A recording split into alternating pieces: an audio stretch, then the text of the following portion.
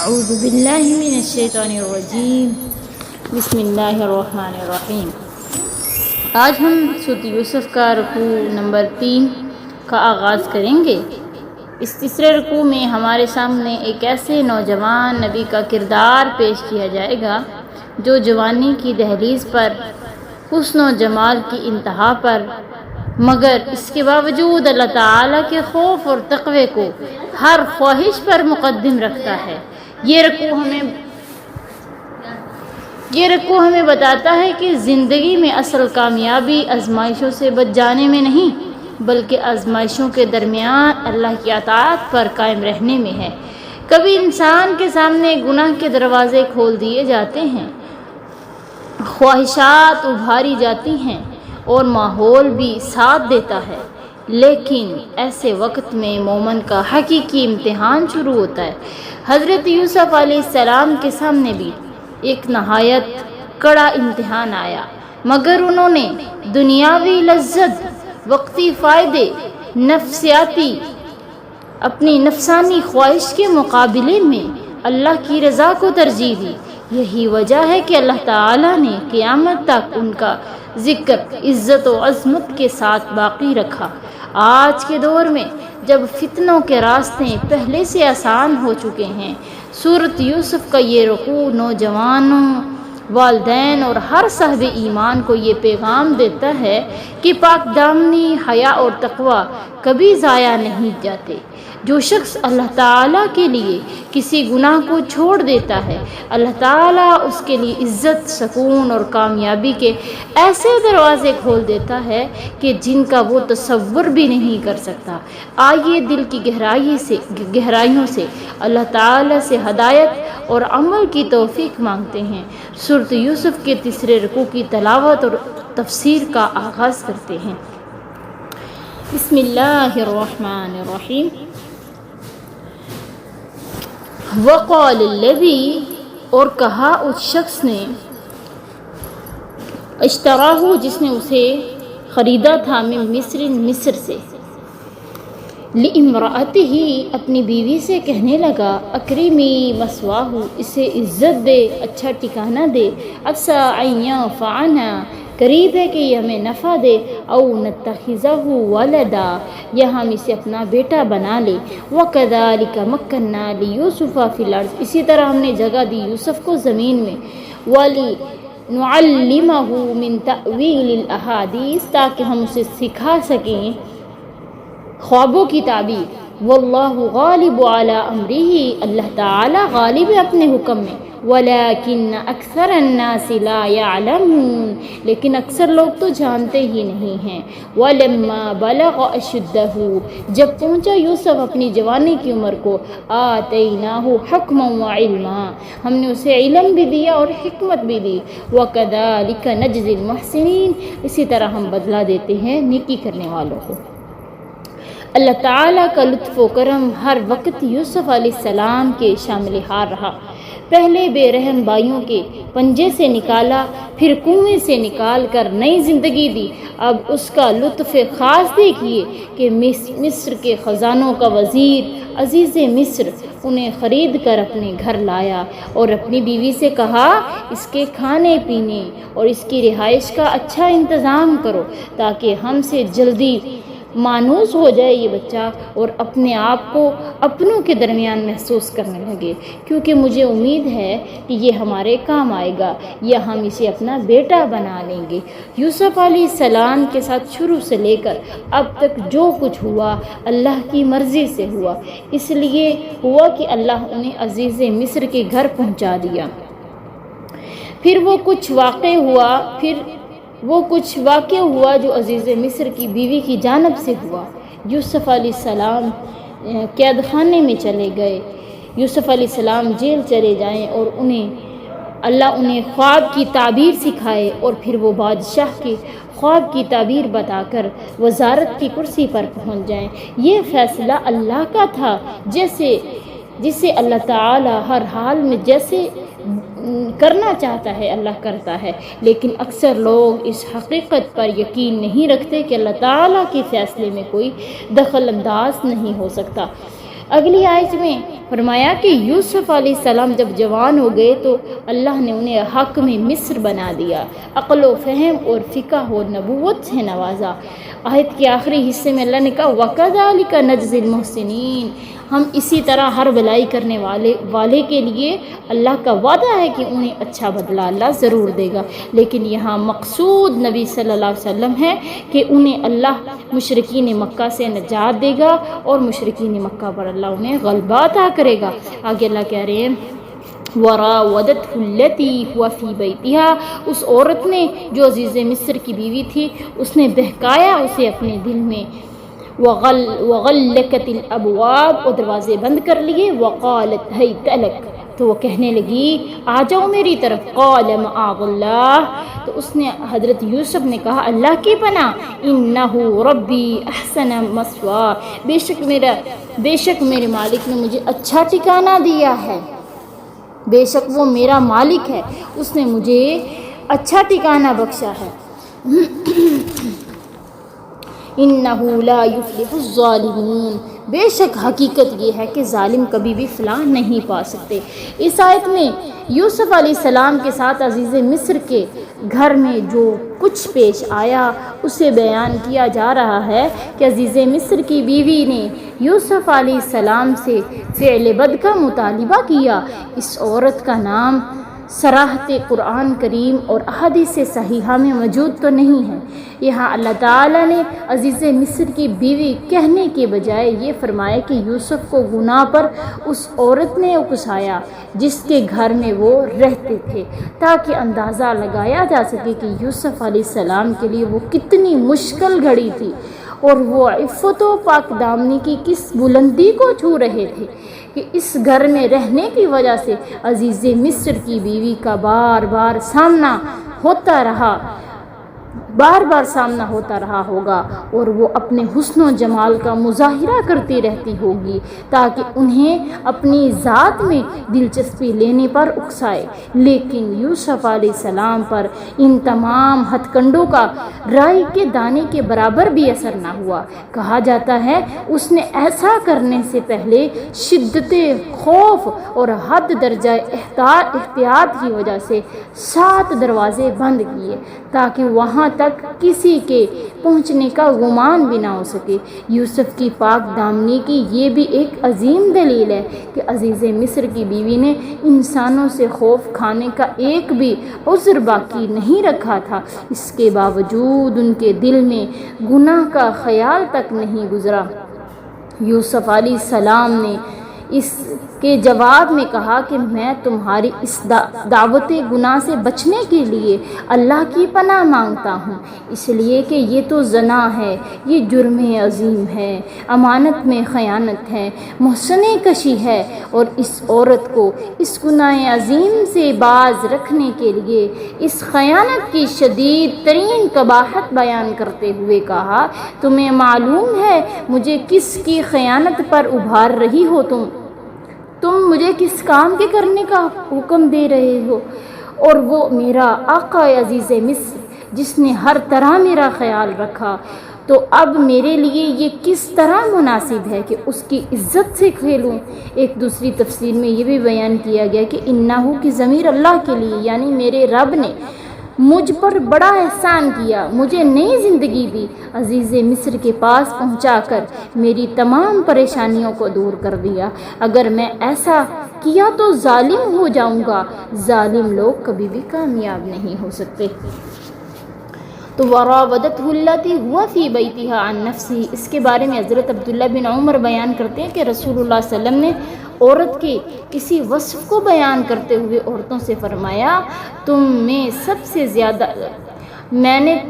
تم سے زیادہ ناقص العقل اور ناقص دین ہونے کی وجہ سے کسی عقل مند شخص کی عقل کو کم کر دینے والا کسی کو نہیں دیکھا، کہ تم ناقص العقل ہو، ناقص دین ہیں، لیکن پھر بھی میں نے دیکھا ہے کہ ایک عقل مند انسان کی عقل کو گم کر دینے والی خواتین ہو تم۔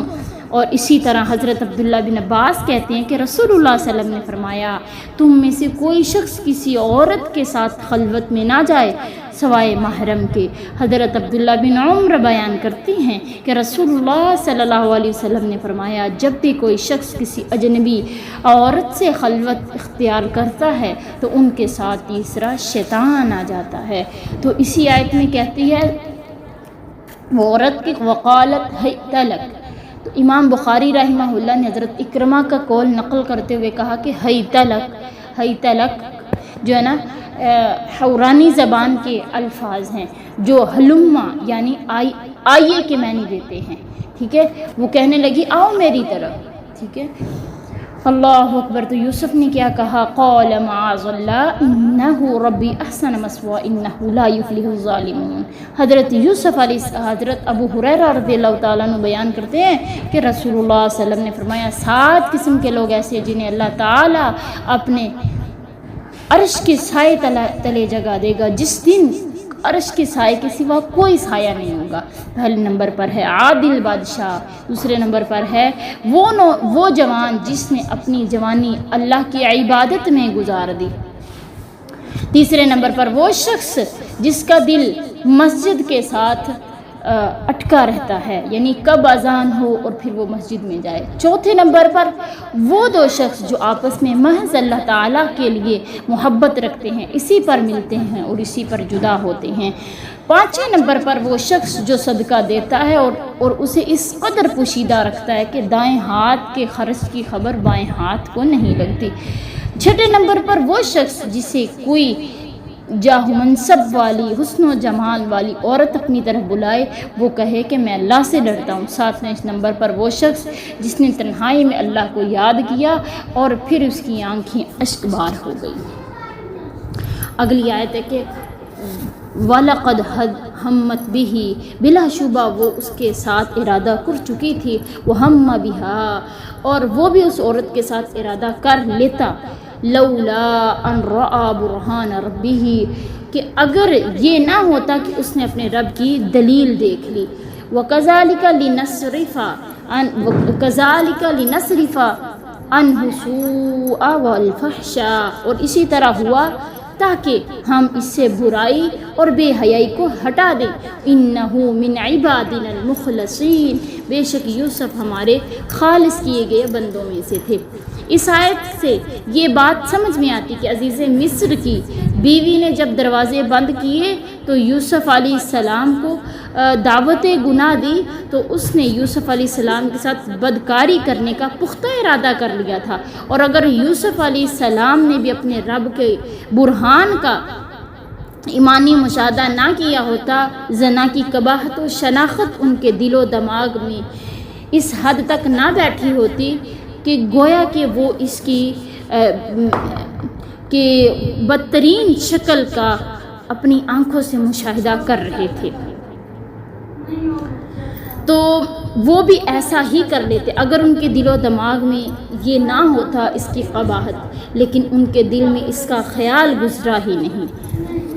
عربی زبان میں ہمہ 2 معنیوں کے لیے استعمال ہوتا ہے، ایک ایسا قصد و ارادہ جس کے ساتھ گناہ کے کر گزرنے کا عزم ہو اور دل سے ایسا کرنا چاہت ہو، اور دوسرا وہ خیال جو انسان کے ذہن میں پیدا ہو لیکن اس کے کر گزرنے کا عزم نہ پایا جائے، ایسے خیال پر انسان کا مواخذہ نہیں ہوگا۔ حضرت ابی ہریرہ کہتے ہیں کہ رسول اللہ صلی اللہ علیہ وسلم نے فرمایا، اللہ تعالیٰ فرماتا ہے جب میرا بندہ نیکی کا ارادہ کرتا ہے تو میں اس کے لیے ایک نیکی لکھ دیتا ہوں، اور اگر وہ اس پر عمل نہ کرے تو جب وہ عملاً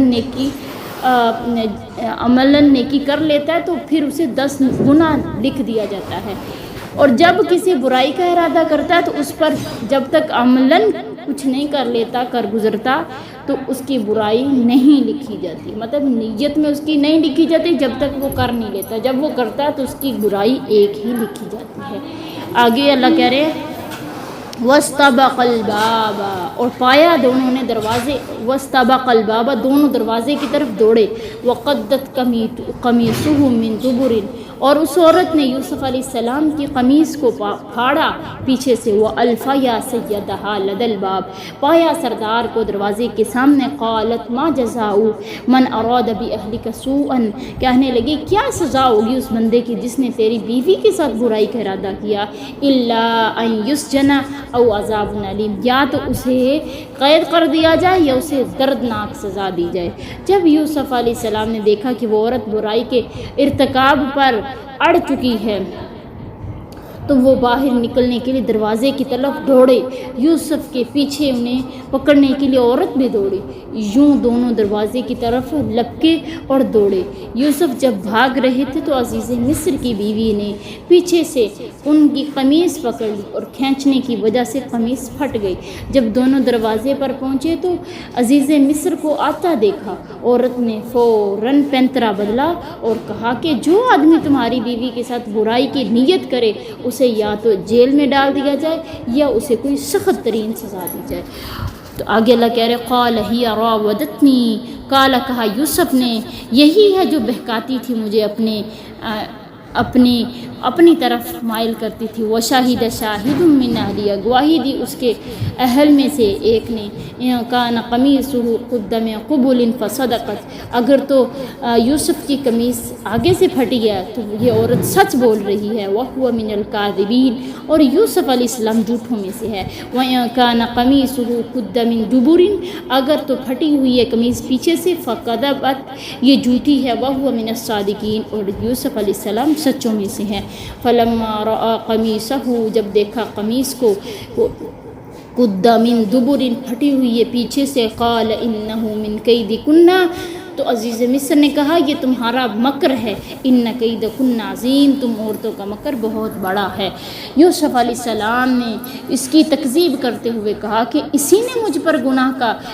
مجھ سے گناہ کا مطالبہ کیا تھا، میں نے تو انکار کر دیا اور بھاگ پڑا۔ عزیز مصر کے لیے معاملے کی حقیقت تک پہنچنا مشکل ہو گیا تھا، تو یوسف کی برات کے لیے اللہ تعالیٰ نے اس عورت کے ایک رشتہ دار بچے کو جو ابھی گود میں تھا قوت گویائی دی۔ اس نے کہا کہ اگر یوسف کی قمیص آگے سے پھٹ گیا تو یہ عورت سچی ہے اور وہ جھوٹا ہے، اور لیکن اگر اس کی قمیص پیچھے سے پھٹی ہے تو عورت جھوٹی ہے اور یوسف سچا ہے۔ جب قمیص عزیز مصر نے قمیص دیکھا تو پیچھے سے پھٹی ہے تو معاملے کی تہ تک پہنچ گیا۔ اس کی بیوی ہی نے یوسف علیہ السلام کو گناہ پر مجبور کرنا چاہا تھا۔ وشاہد شاہد من اہلہا کے بارے میں حضرت عبداللہ بن عباس بیان کرتے ہیں کہ رسول اللہ صلی اللہ علیہ وسلم نے فرمایا 4 بچے چھوٹی عمر میں بولے ہیں۔ ایک پہلے نمبر پر فرعون کی بیٹی کی کنگھی کرنے والی جو بی بی ماشطہ تھی نا، اس کے 2 بچوں میں سے ایک بچہ جو کہ ماں کا دودھ پینے والا تھا، جب اسے جلتے تیل میں ڈالا جا رہا تھا اور کہا جا رہا تھا کہ اگر فرعون نے کہا مجھے رب مان لے گی تجھے نجات مل جائے گی، تیرے بیٹے کو نہیں ہم پھینکیں گے، اگر نہیں مانے گی تو اسے ہم اس میں جلتے تیل میں ڈال دیں گے۔ اللہ تعالیٰ نے بچے کو زبان دی، بچے نے کہا ماں گھبرانا نہیں،